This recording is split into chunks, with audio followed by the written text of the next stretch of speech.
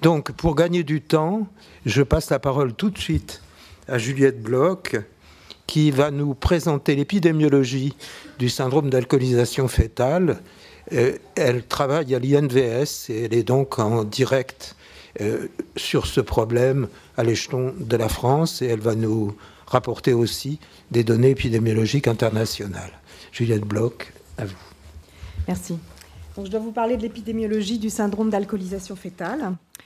C'est une rude tâche pour moi parce qu'en fait, les chiffres sont loin d'être légion, non seulement en France, mais finalement aussi à l'étranger, pour de nombreuses raisons que vous comprendrez tout au long de cette journée et de celle de demain, et qui vont de la difficulté technique de l'identification du syndrome par le corps médical à la difficulté culturelle de parler des méfaits de l'alcool dans notre pays.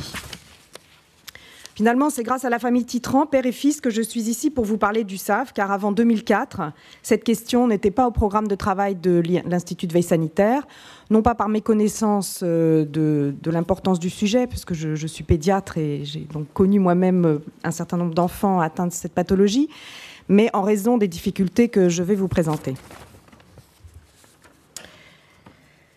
J'en profite pour saluer les partenaires de ce travail, donc les personnes qui ont participé à l'étude de faisabilité de surveillance du SAF dans les registres et le conseil scientifique de cette étude.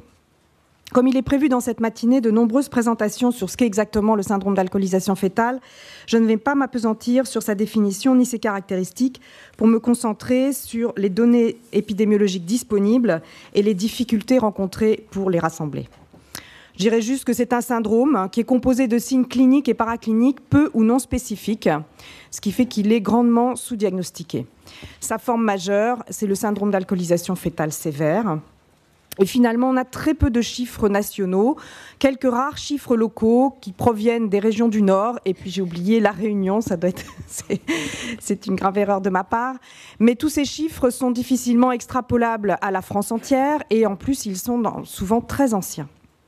Finalement, en août 2004, suite à la plainte de 4 femmes ayant donné naissance à des enfants atteints de syndrome d'alcoolisation fœtale contre le gouvernement pour non-information sur les méfaits de l'alcool pendant la grossesse, le ministre de la Santé à l'époque a demandé à l'Institut de veille sanitaire de mettre en place un système de surveillance du syndrome d'alcoolisation fœtale.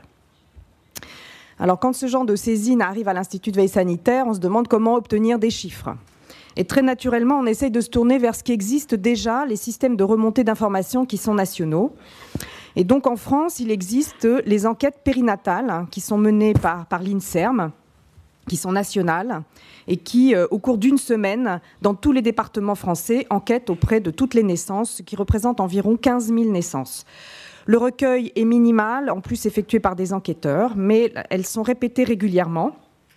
Et finalement, en 2003, il n'y avait aucune donnée sur l'alcool, et en 2006 non plus, et finalement, la question n'a été remise qu'en 2009. Alors vous me direz, la consommation d'alcool, ça ne veut pas dire syndrome d'alcoolisation fœtale, mais c'est quand même une manière d'apprécier quel peut être l'impact sur les fœtus, et surtout de voir si on fait des progrès dans la prévention.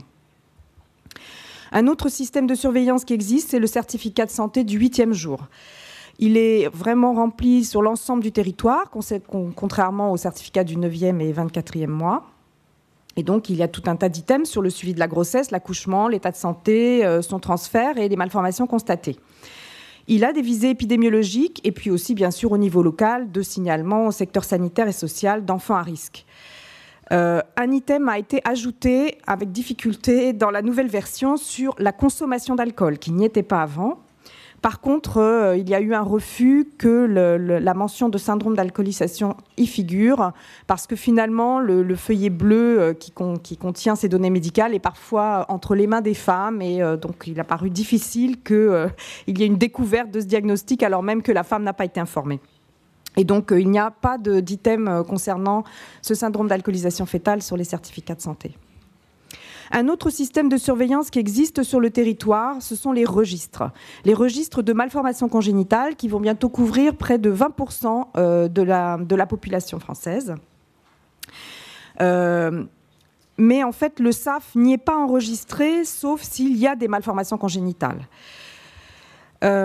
Toutefois, c'est quand même vers ces registres que je me suis tournée pour essayer de mettre en place une étude de surveillance du syndrome d'alcoolisation fœtale à la naissance, dans la mesure où ces registres ont développé des réseaux, ont des enquêteurs et donc se rendent dans les maternités. Donc je me suis dit que c'était un bon support pour essayer d'avoir des chiffres nationaux sur ce problème. Et puis, on espérait aussi voir si finalement cette étude pouvait avoir des bénéfices sur la reconnaissance et la mise en place d'un suivi spécifique. Donc, tous les registres de malformations congénitales qui étaient qualifiés à l'époque ont accepté de participer. Donc, le registre de Paris, le registre du Rhône, celui d'Auvergne qui finalement s'est concentré sur le département du Puy-de-Dôme, le registre d'Alsace, le registre du handicap de l'enfant de l'Isère. Et au total, 60 000 naissances par an étaient attendues dans cette étude, soit environ, selon des chiffres certes anciens, mais qui étaient les seuls disponibles, environ 18 à 60 syndromes d'alcoolisation fœtale, si on considérait qu'il y avait une incidence de 0,3 à 1 pour 1000 naissances.